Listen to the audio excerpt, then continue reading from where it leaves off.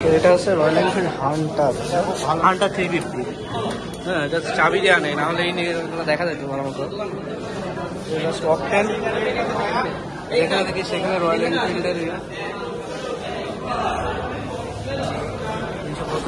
এটা air cooled engine না, air cooled. এখানে অক্সিজেন সেন্সর রয়েছে, বড় ডিস্ক ব্রেক অনেক। এটা হচ্ছে 110 সেকশনের টায়ার সামনে, এবং কাভার রয়েছে।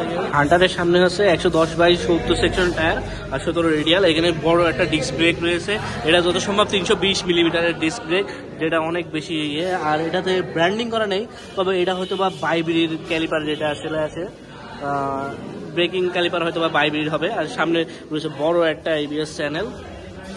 তো হান্টার যেটা, তো এটার হচ্ছে পেছনে বাইবির যে ক্যালিপার রয়েছে সেটা আসলে ব্র্যান্ডিং করা নেই এটাতে।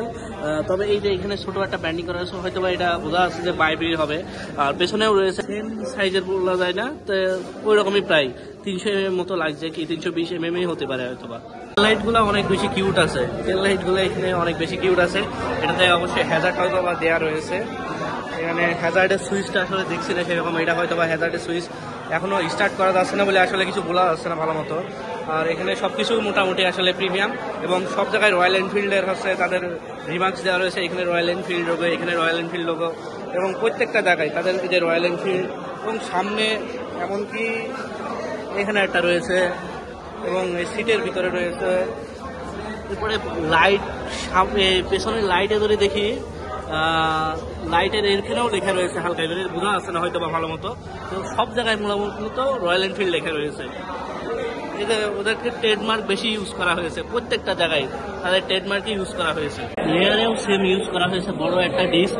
তো যেখানে আসছি আজকে চুয়াডাঙ্গাতে, তো চুয়াডাঙ্গাতে শোরুম ওপেন হওয়ার কারণে অনেক বেশি ভিড়। এখানে হয়তো বা কোনো রকম কথা হতো সেরকম শোনা যাচ্ছে না আসলে। এখানে 3টা বাইক আসলে অ্যাভেলেবল করেছে, তার ভিতরে একটা হান্টার রয়েছে, একটা বুলেট আর একটা ক্লাসিক 350। তো এটা হচ্ছে ক্লাসিক 350।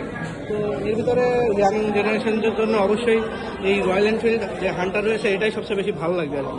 আমার কথাটা কতটুকু শোনা যাচ্ছে আসলে জানি না, কেননা অনেক বেশি এখানে সাউন্ড আছে। তো যাই হোক, এটা রয়েছে একটা সবগুলা প্রায় প্রিমিয়াম ভাব একটা। চুয়াডাঙ্গা থেকে একটা ডেলিভারি হয়ে যাচ্ছে। তো এটা হচ্ছে রয়্যাল এনফিল্ড হান্টার 350। রাত্রেবেলা এটা ডেলিভারি হচ্ছে চুয়াডাঙ্গা শোরুম থেকে।